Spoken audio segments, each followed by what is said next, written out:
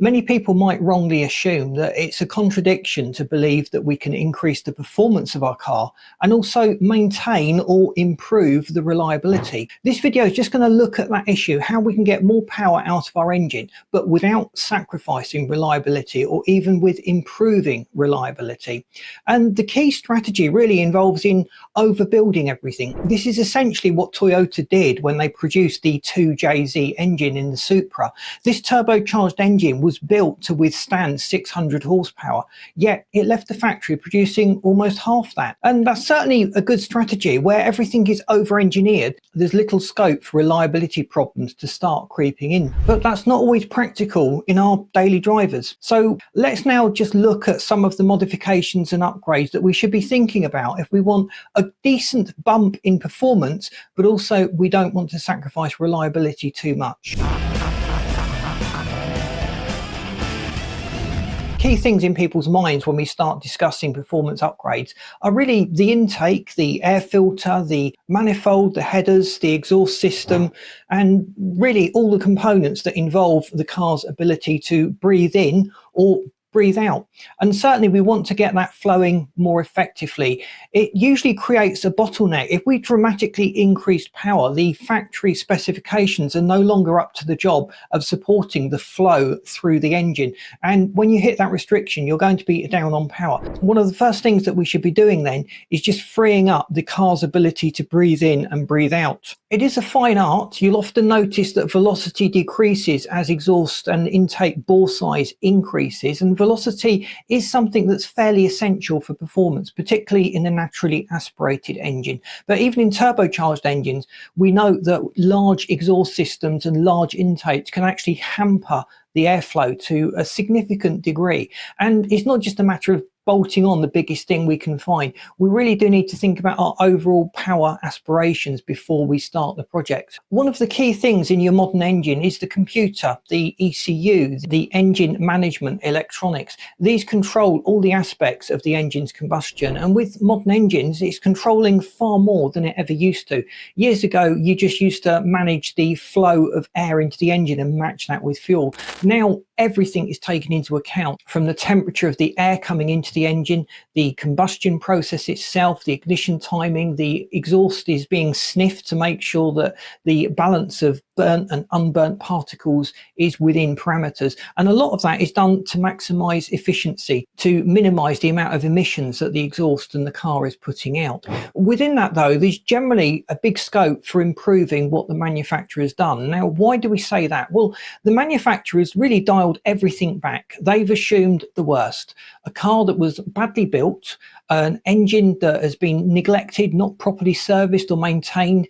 They've assumed that the driver could potentially be putting really bad quality fuel into the engine, and everything's been dialed back to take that into account. We therefore have a little bit of a margin for improving on that to get a little bit of extra performance from our engine without sacrificing reliability. We're still working with everything the manufacturers put in there. We're just making sure everything happens more efficiently and more effectively. We certainly need to make sure we're not going to fall foul of any of those things that the manufacturers have put safeguards in place. So we'd need to maintain our engine. We need to jump on any problems that crop up as quickly as possible.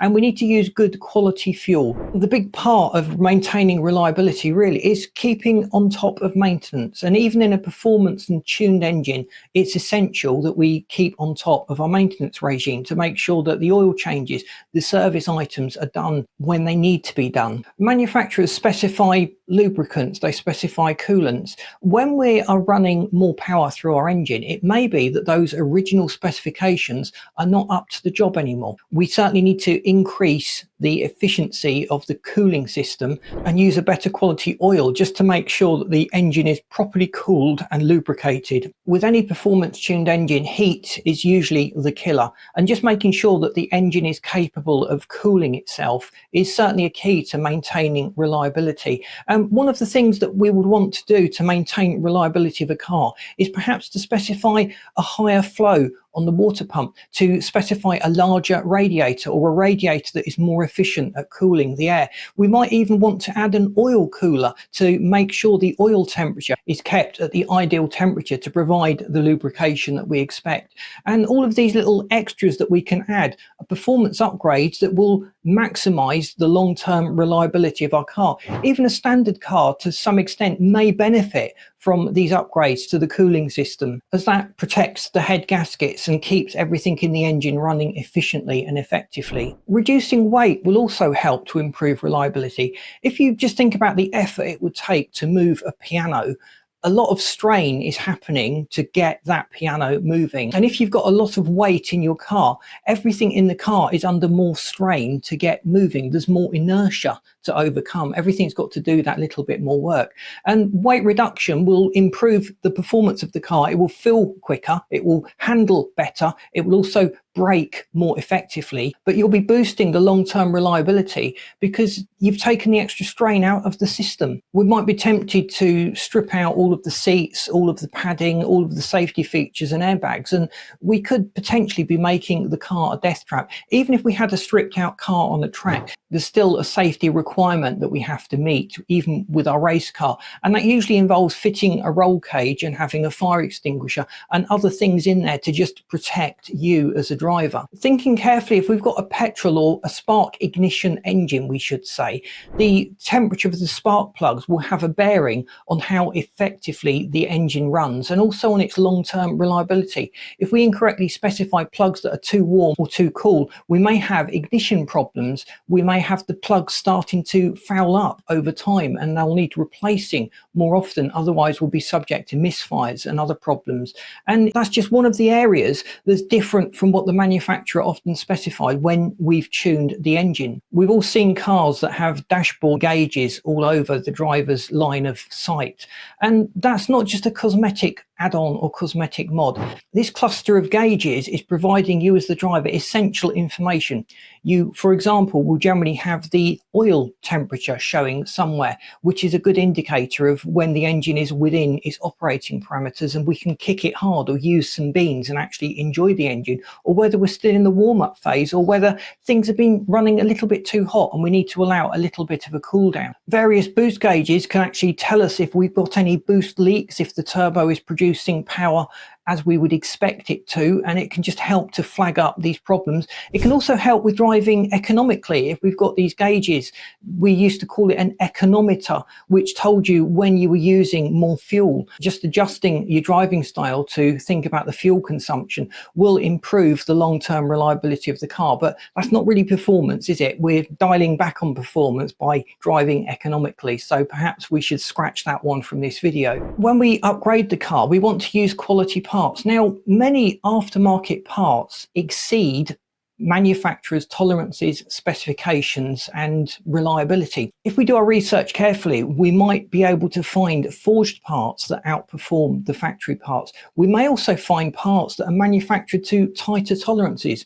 We need to bear in mind that car manufacturers are doing this for profit. They often will cut corners. I don't quite mean cut corners, but they'll look for the cheapest option of mass producing an engine, and that's not usually making it as perfect as possible. If we were rebuilding an engine ourselves, just by choosing pistons, rings, rods and bottom end, we can make the engine substantially stronger, which will, as we said at the outset, increase the power handling ability of the engine. And then by dialing back the power that we're producing, so we're not running at that headline power that the engine's been built to, we'll be building in a little bit of extra reliability. This also brings us on to blueprinting and balancing the engine. This really involves very careful monitoring of every component inside the engine to make sure it is within the manufacturing tolerances that we need. It's at the correct weight. We want all of the weights to balance nicely. We're thinking also about the rotating assembly, just to make sure there's no vibration in there. These vibrations that we get will build up as the RPM increases, and that will become a cause for breakdown or unreliability problems later on. In fact, with most factory engines, if we had them properly balanced and blueprinted, we can increase the red line safely and maintain the reliability that we would have expected from that original engine without doing any other mods, just working the engine harder. We're in the realms of spending a lot of money rebuilding engines, but sometimes an engine just needs a rebuild. We've had good use out of it, and rather than go out and buy a flash new car with more power and performance, it's nice to just revisit what we've got and make sure it meets our requirements and our standards and suits our driving style. Think also about your power gain. Be realistic. If you've got a front wheel drive car, you are going to struggle to go above about 225 horsepower. You start getting traction issues at that point. If we built the engine to 350, 400 horsepower, and I've seen this done many times, you end up with a car that is just not practically drivable. It's only when you get into third and fourth gear and the car is actually moving at a fair old pace that we can even begin to exploit the power. That's a lot of money that's been wasted building this ultra powerful engine. I would strongly recommend that we sit down and set reasonable power targets, and that the engine and the components in the engine are built to withstand that and more. So we're building in a little bit of extra reliability. If you've done any mods and upgrades on your car, please let me know in the comments what you've done, whether you've experienced reliability issues, and if you would make a different decision next time round, because this is something we can all learn from as we read through your comments. Thanks for watching. Please boot the like button if you found this video useful. If you haven't subscribed to the channel, we'd hate you to miss out on all the great content we've got coming up, and I've lined up this video and this playlist for you that you should find really interesting. Thanks for watching. See you in these next videos.